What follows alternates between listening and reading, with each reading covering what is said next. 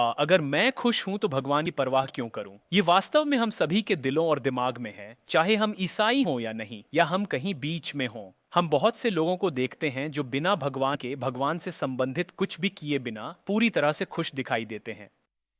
और साथ ही हम कई लोगों को देखते हैं जो भगवान के साथ चल रहे हैं, शायद आप में से कई, जो हर तरह की समस्याओं का सामना कर रहे हैं। और इसलिए मुझे लगता है कि ये एक उचित सवाल है पूछने के लिए, अगर हम खुश हैं तो हमें भगवान की परवाह क्यों करनी चाहिए? अब आप में से कुछ ने एक फिल्म देखी होगी जिसका नाम है दी मार्शियन। ये मंगल ग्रह पर मानव जाति के पहले मानव मिशन की काल्पनिक कहानी बताती है। तो पूरी फिल्म इस किरदार मार्क वॉटनी और उसके खुद को जीवित रखने के प्रयासों, पृथ्वी से संपर्क करने, नासा मुख्यालय से संपर्क करने और किसी तरह से खुद को पृथ्वी पर वापस लाने की कोशिशों के बारे में है। फिल्म के अंत में ये व्यक्ति अब निश्चित रूप से एक अंतर्राष्ट्रीय सेलिब्रिटी है ना? क्योंकि उसने इस अविश्वसनीय संकट का सामना किया है, वह वापस आ गया है। और फिल्म का अंतिम दृश्य है मार्क वॉटनी जो नासा अकादमी में नासा कैडेट्स के एक समूह को व्याख्यान दे रहा है। ये लोग अंतरिक्ष यात्री बनने के लिए प्रशिक्षण ले रहे हैं, उच्च कार्यक्षमता वाले, उच्च शिक्षित, उच्च उपलब्धि वाले लोग। और वह उनसे यह कहते हैं और वह मंगल ग्रह पर अपने अनुभव से बोल रहे हैं, लेकिन वह एक अधिक प्रतीकात्मक और रूपक तरीके से भी बोल रहे हैं, जो मुझे लगता है कि अधिक शक्तिशाली है। वह कहते हैं यह महत्वपूर्ण है कि आप खुद को समर्पित करें और कड़ी मेहनत करें और पढ़ाई करें, क्योंकि जब आप वहाँ बाहर होंगे तो किसी बिंदु पर आपके सामने एक समस्या आएगी। और अगर आप उस समस्या को हल कर लेते हैं तो आपको एक और समस्या का सामना करना पड़ेगा। और अगर आप उस समस्या को हल कर लेते हैं तो आपको एक और समस्या का सामना करना पड़ेगा, और वह इसी तरह आगे बढ़ता है। और फिल्म के अंतिम दृश्य में फिल्म की अंतिम पंक्ति ये है, वह कहता है और अगर आप पर्याप्त समस्याओं को हल कर लेते हैं तो आप घर आ सकते हैं। अगर आप पर्याप्त समस्याओं को हल कर लेते हैं तो आप घर आ सकते हैं। आज के लिए यह हमारे लिए शक्तिशाली इसलिए है क्योंकि यह वही संदेश है जो उन दरवाज़ों के बाहर की दुनिया हमें बता रही है और लगातार बता रही है कि हमारी खुशी हमारे ऊपर है, हमें कड़ी मेहनत करनी है, हमें कड़ी पढ़ाई करनी है। हर देश, हर शहर का इस संदेश का अपना संस्करण है, लेकिन यह वही संदेश है। ये कुछ इस तरह है, आपको सही शैक्षणिक धाराओं में प्रवेश पाने के लिए कड़ी मेहनत करनी होगी, ताकि आप सही प्रकार के स्कूल में जा सकें, ताकि आप सही प्रकार के विश्वविद्यालय में जा सकें, सही प्रकार का कोर्स कर सकें, ताकि आप वापस आकर सही प्रकार की नौकरी पा सकें, सही प्रकार के व्यक्ति से मिल सकें, शादी कर सकें, सही प्रकार का परिवार शुरू कर सकें, सही प्रकार की आय हो सके, सही प्रकार की जगह में सही प्रकार का एचडी भी प्राप्त कर सकें, या सही प्रकार का कॉन्डो, सही प्रकार की कार, सही प्रकार का सहायक, सही प्रकार का क्रेडिट कार्ड, सही प्रकार की कंट्री क्लब सदस्यता, सही प्रकार के बच्चे हों ताकि आप उन्हें प्रेरित कर सकें, उन्हें सही प्रकार के ट्यूटर दिला सकें, ताकि आप उन्हें सही प्रकार के शैक्षणिक धाराओं में डाल सकें, और फिर हम सब कुछ फिर से शुरू करते हैं। कहानी यह है कि अगर आप पर्याप्त समस्याओं को हल कर लेते हैं तो आप घर आ सकते हैं। और घर क्या है? घर खुशी है, ये संतोष है, ये पहचान है, ये वह सब कुछ है जिसकी हम लगातार तलाश कर रहे हैं। और ये ईसाई इच्छाएं नहीं हैं, ये मानव इच्छाएं हैं। वे हर मानव हृदय पर हैं, चाहे आप कुछ भी माने या खुद को कुछ भी कहें। हर कोई खुशी की तलाश में है, हर कोई संतोष की तलाश में है, हर कोई सुरक्षा की तलाश में है, हर कोई पहचान की तलाश में है, हर कोई शांति की तलाश में है, हर कोई घर लौटने की तलाश में है। और फिर सवाल यह उठता है कि अगर हम उस सफलता को पा लेते हैं, अगर हम उस खुशी को पा लेते हैं, तो फिर भगवान की परवाह क्यों करें? और यह सवाल अक्सर ईसाई भगवान से पूछा जाता है, अगर मैं खुश हूं तो मैं इसकी परवाह क्यों करूं? अब इसके लिए बहुत सारे कारण हैं। मैं आज आपके साथ उनमें से 3 साझा करना चाहता हूँ। मैं इसके बारे में सोचते हुए और प्रार्थना करते हुए इन्हें लिख रहा था कि आपके साथ क्या साझा करूँ, और शायद इसके लगभग 40 या 50 कारण हैं, लेकिन मैं आपके साथ 3 साझा करने जा रहा हूँ। अगर हम खुश हैं तो भगवान की परवाह क्यों करें? क्योंकि सत्य अनिवार्य है, पीड़ा अपरिहार्य है और खुशी पर्याप्त नहीं है। आइए इन तीनों बातों को बहुत जल्दी से समझते हैं। सत्य अनिवार्य है। अब जी, हम एक पोस्ट ट्रुथ दुनिया में रहते हैं, जैसा कि हम सभी जानते हैं, है ना? समस्या ये है कि हम अक्सर रुककर ये नहीं सोचते कि पोस्ट ट्रुथ वास्तव में क्या मतलब है। ये बस कुछ ऐसा है जो मीडिया में होता है और हर कोई इसे कभी-कभी पढ़ता है। लेकिन पोस्ट ट्रुथ क्या है? खैर, पोस्ट ट्रुथ कुछ हद तक पोस्ट मॉडर्निज्म के बाद आया है। उत्तर आधुनिकता ने कहा सत्य जैसी कोई चीज़ नहीं है, जो चाहो करो, सत्य जैसी कोई चीज़ नहीं है। उत्तर सत्य इसे थोड़ा और आगे ले जाता है। उत्तर सत्य कहता है, देखो, सत्य जैसी कोई चीज़ हो भी सकती है या नहीं भी, लेकिन इसका कोई मतलब नहीं है। जो अधिक महत्वपूर्ण है वह हैं आपकी भावनाएं। आपकी भावनाएं ही महत्वपूर्ण हैं, और इसीलिए आपको अपना जीवन इस तरह जीना है कि आप अच्छा महसूस करें। अच्छा महसूस करने के लिए जो भी करना पड़े करो। मेरे बॉस रवि इस बहुत अच्छी तरह से संक्षेपित करते हैं, मुझे लगता है। वो कहते हैं, पोस्ट ट्रुथ पीढ़ी एक ऐसी पीढ़ी है जो अपनी भावनाओं से सोचती है। बाहर की दुनिया एक ऐसी दुनिया है जो अपनी भावनाओं से सोच रही है। अब यहाँ दिलचस्प बात है, जब हम एक समाज बनाते हैं जहां हम कहते हैं कि सत्य आवश्यक नहीं है, आवश्यक नहीं का मतलब है कि सत्य का कोई महत्व नहीं है, सही, तो यही हम बात कर रहे हैं। बाहर की दुनिया आपको बताएगी कि सत्य का वास्तव में कोई महत्व नहीं है। आप ऐसी बातें सुनने लगते हैं जो पहली नज़र में काफ़ी तर्कसंगत और समझदारी भरी लग सकती हैं।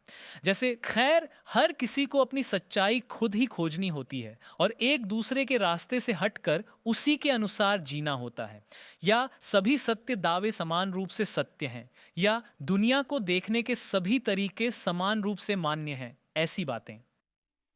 और जब आप ऐसे समाज बना रहे हैं जहां लोगों को जो चाहें विश्वास करने, जो चाहें सोचने और जो चाहें कहने की स्वतंत्रता होनी चाहिए, तो ये वास्तव में महान आकांक्षाएं हैं।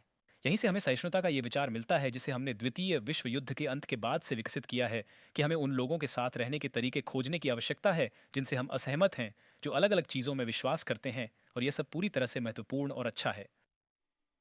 समस्या यह है कि हमने उन चीज़ों को इस हद तक ले लिया है कि हम सोचते हैं कि सिर्फ इसलिए कि सभी लोग समान रूप से बनाए गए हैं और सभी लोग समान रूप से मूल्यवान और महत्वपूर्ण हैं, कि सभी सत्य दावे समान रूप से मूल्यवान और महत्वपूर्ण हैं, जो कि वास्तव में सही नहीं है।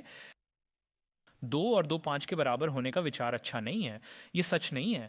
मुझे ये मानने का अधिकार होना चाहिए अगर मैं चाहूँ, लेकिन लोगों को मेरे पास आकर ये समझाने का अधिकार होना चाहिए कि ये सच नहीं है, और क्यों ये सच नहीं है, क्योंकि अन्यथा ये मेरे जीवन में मुझे प्रभावित करेगा।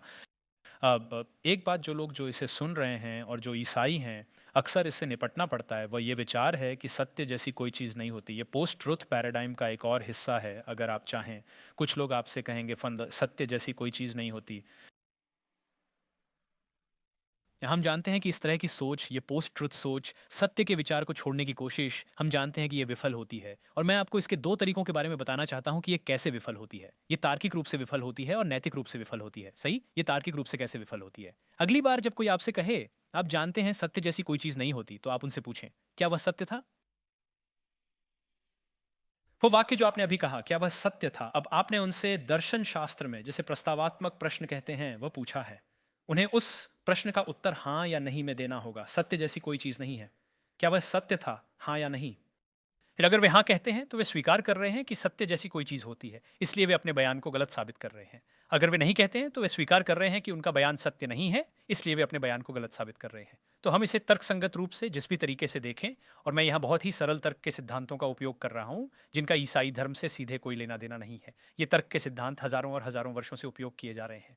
हमने अभी तक बाइबल की ओर देखा भी नहीं है। हमने अभी तक यीशु के बारे में बात भी नहीं की है। केवल तर्क का उपयोग करके हम जानते हैं कि यह उत्तर आधुनिक उत्तर सत्य एजेंडा हास्यास्पद है, क्योंकि यह तर्क के अनुसार विफल हो जाता है। सत्य और पूर्ण सत्य के अस्तित्व को नकारने का कोई भी प्रयास स्वयं ही नष्ट हो जाता है। यह उस हवाई जहाज की तरह है जो रनवे से उड़ान भरने से पहले ही फट जाता है ना? तो हम तर्क से जानते हैं कि पूर्ण सत्य का अस्तित्व होना चाहिए। हम यह भी जानते हैं, और ये कुछ लोगों के लिए थोड़ा आपत्तिजनक हो सकता है, हम ये भी जानते हैं कि सत्य विशिष्ट होता है। अगर 2 + 2 4 होता है, तो परिभाषा के अनुसार ये कुछ और नहीं हो सकता। ठीक है, केनो हमने हम में से कई लोगों ने इस उपमा के बारे में सुना होगा, जो अक्सर पोस्ट ट्रुथ या सापेक्षतावादी विचारक द्वारा उपयोग की जाती है, जिसमें 4 अंधे आदमी एक हाथी के चारों ओर खड़े होते हैं, और विचार ये है कि वे सभी वास्तविकता पर अलग दृष्टिकोण रखते हैं, क्योंकि वे सभी हाथी के अलग अलग हिस्सों को छू रहे हैं। तो एक आदमी एक पैर को छू रहा है और वो कहता है, ऐसा दोस्तों मुझे लगता है कि ये एक पेड़ है। दूसरा आदमी सूंड को छू रहा है और वो कहता है, दोस्तों ने मुझे लगता है कि ये एक पाइप है। एक और आदमी पूंछ को छू रहा है, वो सोचता है, वो कहता है, नहीं मुझे लगता है कि आप लोग गलत हैं। उसे लगता है कि मोह है कि यानी एक रस्सी का टुकड़ा है। और अंतिम व्यक्ति केवल हाथी की साइड को छू रहा है और वो कहता है, ये तो एक दीवार की तरह लगता है, जैसे एक बड़ी चमड़े की दीवार। और इसलिए संशयवादी, पोस्ट ट्रुथ विचारक, पोस्ट मॉडर्न विचारक, रिलेटिविस्ट कहते हैं। देखा, हमें सत्य के बारे में तनाव करना बंद करना होगा। इन लोगों के पास सत्य के बारे में अलग अलग दृष्टिकोण हैं, जो उनके दृष्टिकोण पर आधारित हैं, जो उनके पास सत्य तक पहुंच के आधार पर हैं। आप जानते हैं उस उपमा में समस्या क्या है? वे सभी गलत हैं। वे पूरी तरह से गलत हैं। वे अपने हिस्से की सच्चाई के बारे में भी सही नहीं हैं। वे पूरी तरह से गलत हैं। सच्चाई यह है कि 4 अंधे लोग एक हाथी के चारों ओर खड़े हैं। यही स्थिति की सच्चाई है, और वे सभी जो वास्तविकता के रूप में देखते हैं, उसके आधार पर गलत निष्कर्ष निकाल रहे हैं। तो सत्य विशिष्ट है और इसे जाना जा सकता है और पाया जा सकता है, क्योंकि इन चीज़ों का कोई भी इनकार तार्किक रूप से स्वयं विनाशकारी होता है। दूसरा बिंदु संक्षेप में यह है कि यह नैतिक रूप से विफल होता है। इस प्रकार की उत्तर सत्य सोच, सत्य को छोड़ने का यह प्रयास, क्योंकि यह आपको दुनिया के केंद्र में रखता है, ये लोगों को ब्रह्मांड के केंद्र में रखता है। यस्क्रॉट्स, आपकी भावनाएं दुनिया में सबसे महत्वपूर्ण चीज है। न सत्य, न सामंजस्य, न दान, न बलिदान, न न्याय, न संबंध, न परिवार, न मित्रता।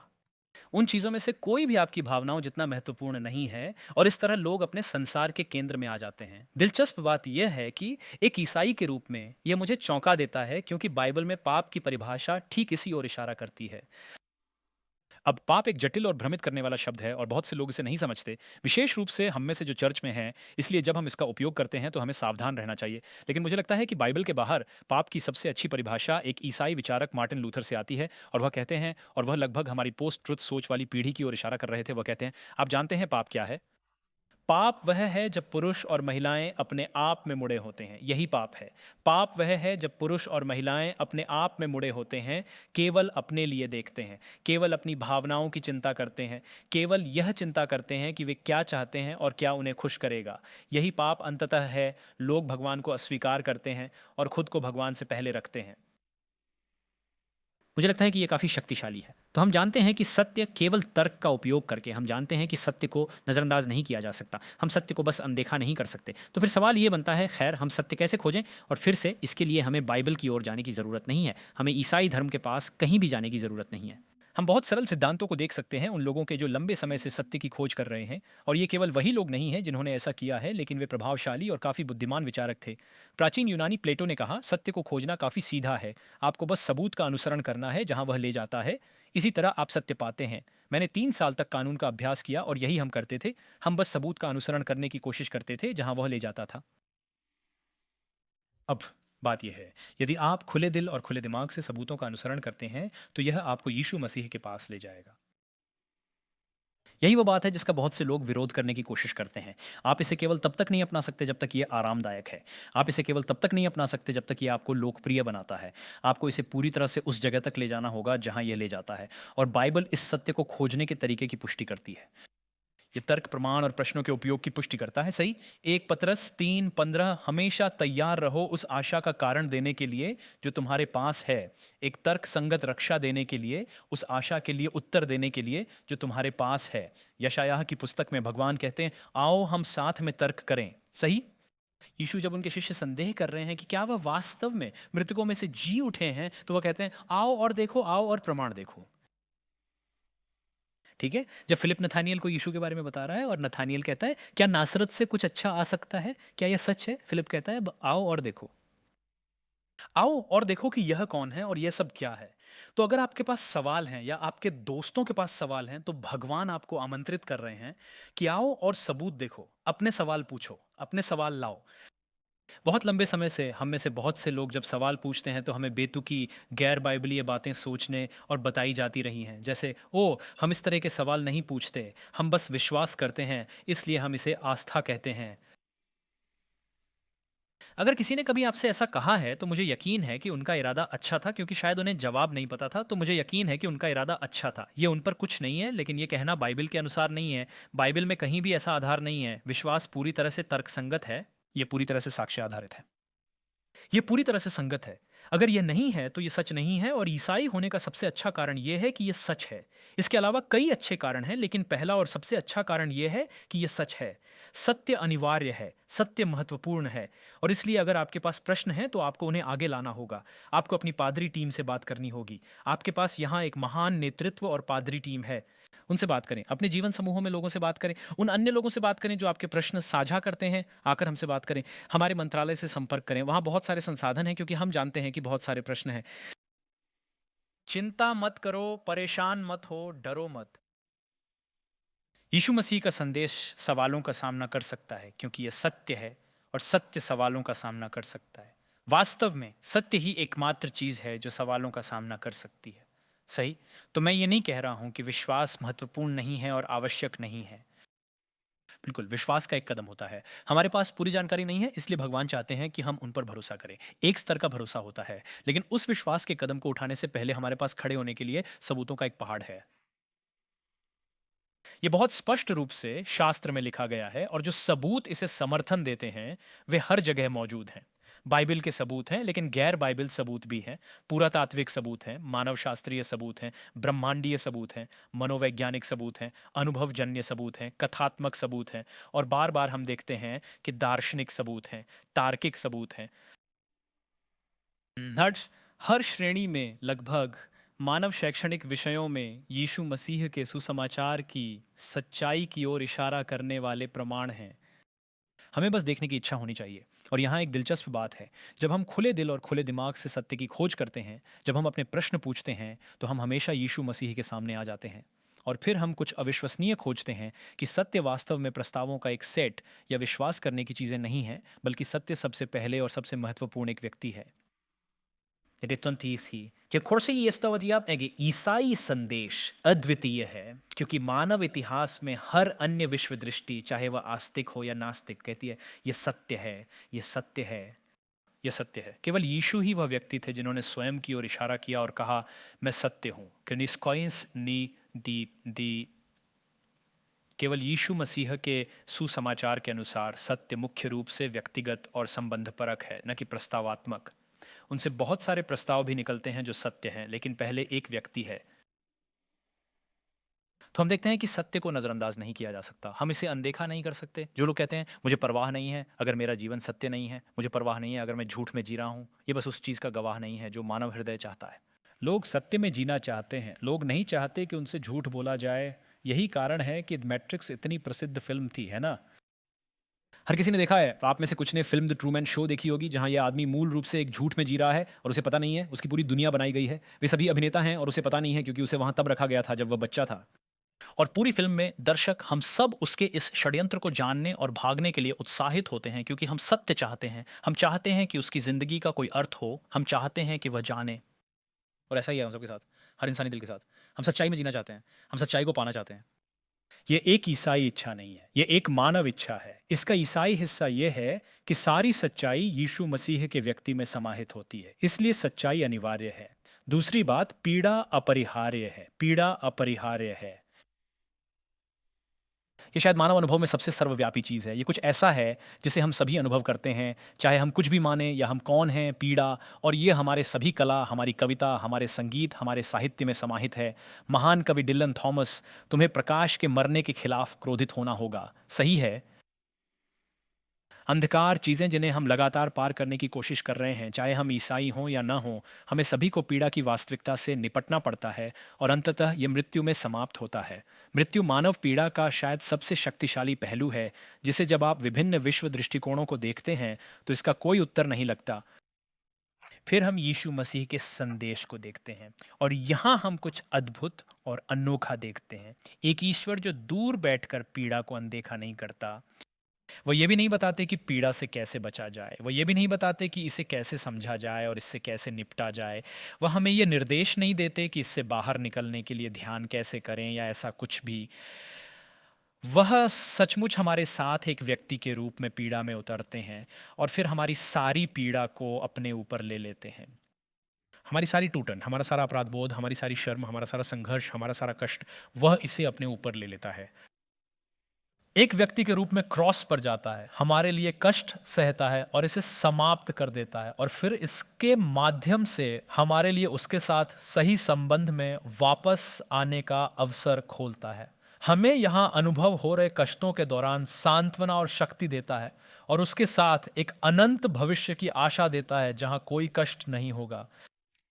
ये सभी विकल्पों को देखने पर बहुत ही असाधारण है। पीड़ा के प्रति ईसाई प्रतिक्रिया शायद सबसे शक्तिशाली कारण है, सबसे आकर्षक कारण है यीशु मसीह के संदेश की सच्चाई और विशिष्टता के लिए।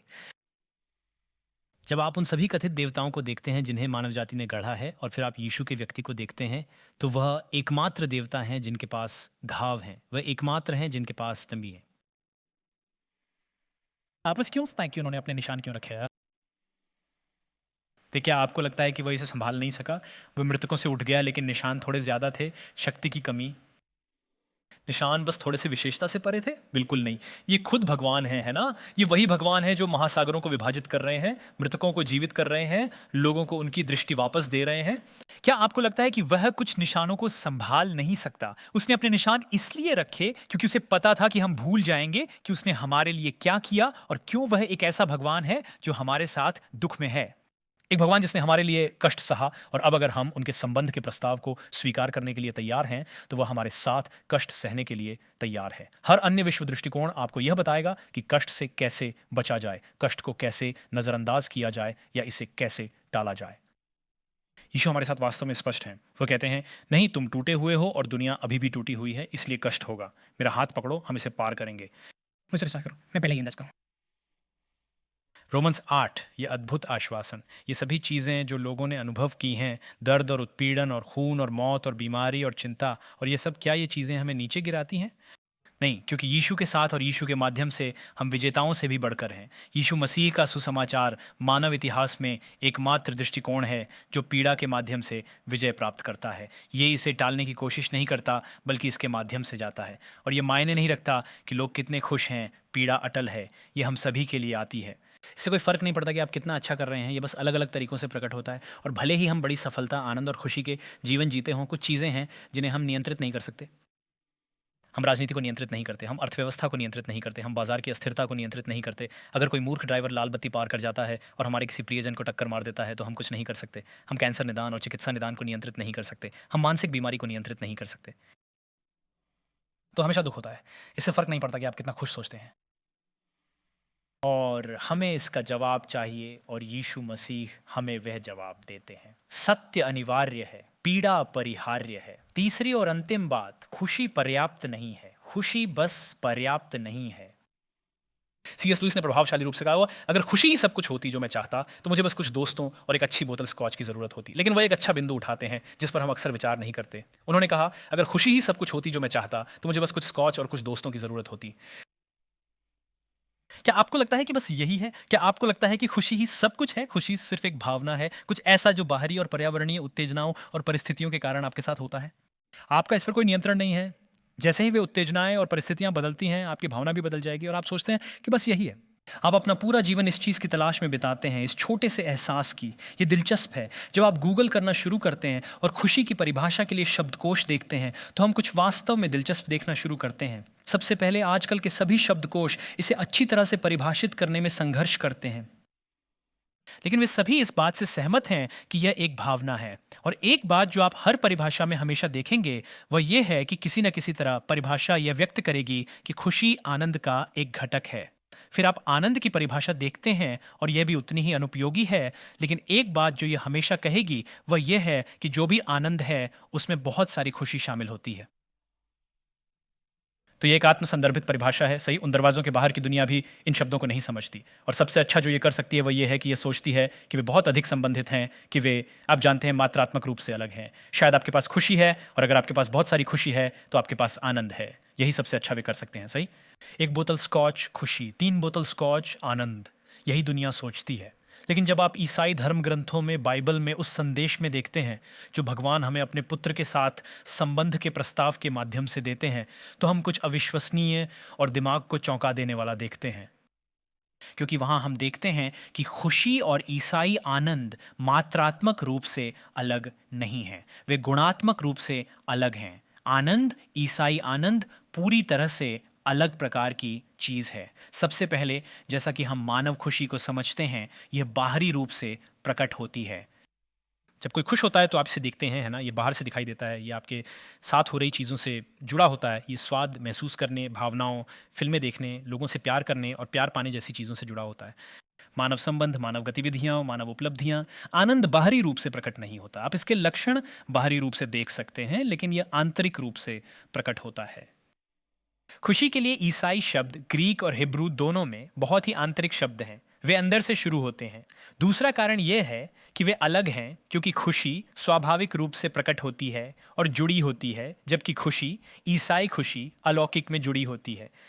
आप इसे अपने दम पर प्राप्त नहीं कर सकते। इसलिए ये वास्तव में मायने नहीं रखता कि आप कितना खुश महसूस करते हैं। अगर आप इसे बिना भगवान के कर रहे हैं तो आपको वह आनंद कभी नहीं मिलेगा जो भगवान आपके लिए चाहते हैं। आपको कभी सच्चा ईसाई आनंद नहीं मिलेगा। आपके पास सांसारिक आनंद हो सकता है, आपके पास निश्चित रूप से सांसारिक आनंद हो सकता है, लेकिन इसे पाने के लिए आपको आनंद की परिभाषा को कुछ और में बदलना होगा। ये मेरे जैसा है। जब मैं बड़ा हो रहा था मुझे बास्केटबॉल बहुत पसंद था। मैं हमेशा एनबीए में खेलना चाहता था। मैंने अभी आपको क्या बताया, ये तब तक नहीं था जब तक मैं 14, 15, 16 साल का नहीं हो गया। मुझे एहसास हुआ कि मेरी लंबाई 5 फुट 5 है, ये शायद नहीं होने वाला है। तो वस्तुनिष्ठ रूप से कहें तो मैं कभी एनबीए बास्केटबॉल खिलाड़ी नहीं बनने वाला था। मेरी अपनी ताकत से एनबीए बास्केटबॉल खिलाड़ी बनने की कोशिश करना बिना भगवान के खुशी पाने की कोशिश के संदर्भ में ऐसा होगा जैसे मैं घर पर एक बास्केटबॉल कोर्ट सेट करूं, अपने दोस्तों को बुलाऊं और इस सप्ताहांत पर चल रहे बास्केटबॉल टूर्नामेंट को एनबीए कहूं और कह रहा हूं, हाँ मैंने आज एनबीए में खेला। सही, हाँ मैंने खेला, लेकिन मुझे एनबीए की वास्तविक परिभाषा को घटाना पड़ा। मुझे अपने उपलब्धियों को उसमें फिट करने के लिए एनबीए की परिभाषा को पूरी तरह से बदलना पड़ा। उसी तरह आप कह सकते हैं कि आप बिना भगवान के खुशी पा सकते हैं, लेकिन आपको खुशी की परिभाषा को घटाना होगा। आपको इसे पूरी तरह से बदलकर कुछ दयनीय और दुखद रूप से छोटे में बदलना होगा, जो भगवान ने इसे होने के लिए सोचा था। सच्ची खुशी अलौकिक रूप से आती है, ये आंतरिक रूप से स्थिर होती है और ये कुछ ऐसा है जो आप हैं, ये कुछ ऐसा नहीं है जो आप महसूस करते हैं। और यही कारण है कि ये अपरिवर्तनीय है, चाहे आपके साथ कुछ भी हो। मसीही आनंद मजबूत रहता है क्योंकि ये आध्यात्मिक वास्तविकताओं पर आधारित है, न कि प्राकृतिक भौतिक वास्तविकताओं पर। प्राकृतिक और भौतिक वास्तविकताएं हमेशा बदलती रहती हैं। आध्यात्मिक वास्तविकताएं यीशु के माध्यम से अपरिवर्तनीय हैं। इसलिए ईसाई आनंद मजबूत रहता है, भले ही इसका मतलब है कि ईसाई एक टूटे हुए संसार में टूटे हुए लोगों के रूप में जीते रहते हैं। यही कारण है कि हमारी खुशी के संकेतक ऐसा करते रहेंगे, लेकिन आनंद मजबूत रहता है। ये एक अलग स्तर पर है क्योंकि ये कुछ ऐसा है जो आप हैं, ये कुछ ऐसा नहीं है जो आप महसूस करते हैं। क्योंकि आपकी पहचान, आपकी सुरक्षा, आपकी पूर्ति सब कुछ मुख्य रूप से इस दुनिया के बाहर आधारित है। इसलिए वास्तव में आप इस दुनिया के अंदर किसी भी चीज़ के लिए अजेय बन जाते हैं। जो भी हो आप उसके लिए अजेय हैं, यहाँ तक कि मृत्यु के लिए भी। यहाँ तक कि मृत्यु के लिए भी हम अजेय हैं, क्योंकि हमारी खुशी, हमारी पहचान इस दुनिया के बाहर स्थिर है। इसका मतलब ये नहीं है कि हम अब भी परेशान नहीं होते, कि हम चीज़ों से संघर्ष नहीं करते, कि हम दुख महसूस नहीं करते, कि हम विलाप नहीं करते।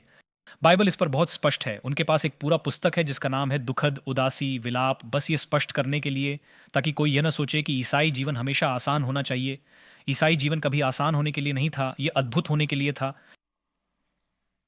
यही बाइबल का वादा है। हाँ, ये टूटे हुए संसार की वास्तविकता के कारण कष्ट का वादा करता है, लेकिन ये वादा करता है कि हम अपनी पहचान में उस कष्ट से ऊपर उठ सकते हैं। भले ही हम कष्ट महसूस कर रहे हों, हमारा हाथ यीशु के हाथ में है, इसलिए हम उस ईसाई आनंद के कारण कष्ट से गुजर सकते हैं, कुछ ऐसा जो हम हैं। आप खुशी महसूस करते हैं, लेकिन जब आपके पास यीशु हैं और जब आप उनके साथ चल रहे हैं तो आप ईसाई आनंद हैं। मेरे पौने एक सहयोगी अपने एक गॉड चाइल्ड की कहानी बताते हैं, जो जब काफ़ी छोटा था, 6 या 7 साल का, तो वो वास्तव में डिज़नीलैंड जाना चाहता था। ये नहीं, अमेरिका में रहता था, वास्तव में डिज़नीलैंड जाना चाहता था। कभी डिज़नीलैंड नहीं गया था, कभी विमान पर भी नहीं चढ़ा था, और किसी तरह उसके माता-पिता ने उसके जन्मदिन पर उसे सरप्राइज़ देने के लिए डिज़नीलैंड ले जाने का फ़ैसला किया। और फिर वे हवाई अड्डे पर उतरते हैं। वो पहले से ही उत्साहित है क्योंकि वो पहली बार विमान में बैठा है, लेकिन फिर वे सामान के कैरोसेल पर पहुंचते हैं। और सामान का कैरोसेल, मुझे नहीं लगता कि हम कभी पूरी तरह से उसकी प्रभावशालीता की सराहना करते हैं, है ना? लेकिन ये छोटा लड़का, ये पहली बार इसे देख रहा है और वह पूरी तरह से मंत्रमुग्ध है। वह आश्चर्यचकित है और वह वास्तव में उत्साहित है, और वह अपनी माँ से कहता है कि सामान के कैरोसेल की तस्वीरें लेना शुरू करें। और वह चारों ओर दौड़ रहा है, सचमुच खुशी से कूद रहा है, वह खुशी से कूद रहा है। और फिर वह कहता है, मुझे डिज्नीलैंड पसंद है, मुझे डिज्नीलैंड पसंद है, मुझे पसंद है कि हम डिज्नीलैंड आए। हम में से कई लोग, चाहे आप ईसाई हों या नहीं और आप इसे सुन रहे हैं, हम सोचते हैं कि हमने खुशी पा ली है, हम सोचते हैं कि हमने आनंद पा लिया है और हम इसे भगवान से अलग, बिना भगवान के करने की कोशिश कर रहे हैं। और इसलिए हम समझ नहीं पाते कि जब हमारे पास ये खुशी है तो हम उनके साथ क्यों परेशान हों। समस्या ये है कि खुशी पर्याप्त नहीं है। क्या होगा अगर हम सिर्फ अपनी खुशी ढूंढ रहे हैं, लेकिन हमारे पास सिर्फ सामान का कैरोसेल है और हमारे लिए हम उससे खुश हैं जैसे वह था, हम इसके बारे में उत्साहित हैं क्योंकि ये सारी चीज़ें अच्छी हैं। लेकिन क्या होगा अगर भगवान आपके लिए डिज्नीलैंड रखते हैं और आप अपना सारा समय सामान के कैरोसेल पर बिता रहे हैं? उनके पास आपके लिए डिज्नीलैंड है। इससे कोई फर्क नहीं पड़ता कि आपने उनके बिना कितना अच्छा पाया है, उनके पास कुछ बेहतर है। इससे कोई फर्क नहीं पड़ता कि आप सोचते हैं कि आपने उनके बिना कितना अच्छा पाया है, उनके पास आपके लिए कुछ और है। उसके पास कुछ बेहतर है, क्योंकि मैं आपको वादा करता हूँ ये 3 चीज़ें अगर आप बिना भगवान के अपनी खुशी ढूंढने की कोशिश कर रहे हैं तो आपकी खुशी की वस्तुएं, चाहे वे कुछ भी हों, वे किसी न किसी समय आपको निराश करेंगी। आपकी खुशी के रास्ते आप किसी न किसी समय उन्हें हासिल करने में असफल रहेंगे। और अगर इनमें से कोई भी चीज़ नहीं होती है, जो मैं आपको अभी भी आश्वस्त करता हूं कि होगी, तो खुशी की प्रकृति, आपकी खुशी की परिभाषा किसी न किसी बिंदु पर आपको निराश करेगी, क्योंकि यह पर्याप्त नहीं है। भगवान ने आपको खुशी से कहीं अधिक महान चीज़ के लिए बनाया है। सेंट ऑगस्टिन पहले ईसाई बुद्धिजीवियों में से एक, उन्होंने कहा, भगवान आपने हमें अपने लिए बनाया है और इसलिए हमारे दिल बेचैन रहते हैं जब तक कि वे आप में अपनी शांति नहीं पाते। नसलाइस युवास्टम, हमारे दिल बेचैन रहते हैं जब तक कि वे आप में अपनी शांति नहीं पाते।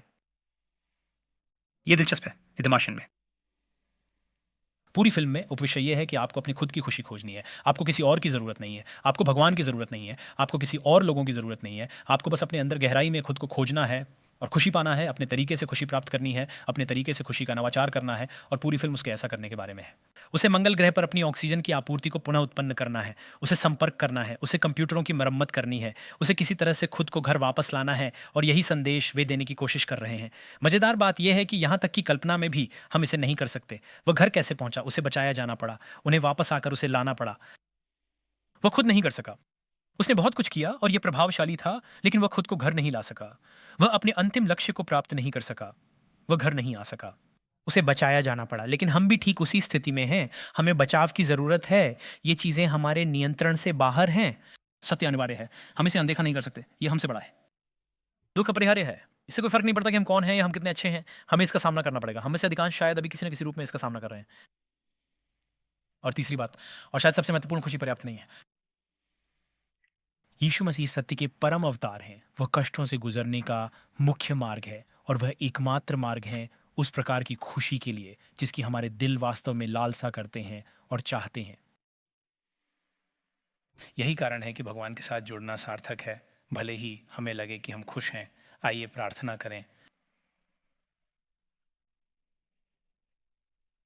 प्रिय प्रभु, हम आपका धन्यवाद करते हैं कि भले ही सत्य अपरिहार्य है, पीड़ा से बचा नहीं जा सकता और खुशी पर्याप्त नहीं है, आप हमें देते हैं अपने आप के माध्यम से, यीशु के व्यक्ति के माध्यम से सत्य को, कि आप हमें यीशु के क्रूस के माध्यम से पीड़ा से गुजरने का मार्ग देते हैं और यीशु के साथ संबंध के माध्यम से अंतिम और प्रामाणिक आनंद का सच्चा मार्ग देते हैं। मैं हर उस व्यक्ति के लिए प्रार्थना करता हूँ जो इसे देख रहा है और सुन रहा है। मैं आपके अनुग्रह की छाया उनके ऊपर चाहता हूँ और मैं प्रार्थना करता हूँ कि वे जहाँ भी आपके साथ हैं वे उस सत्य को जान सकें, उस सुंदर नाम यीशु को। द डीट एंड काइफी, प्रभु आपने पीड़ा को पराजित किया और हमारे अंतिम शत्रु को पराजित किया। आपने मृत्यु को पराजित किया। ये आपको रोक नहीं सकी।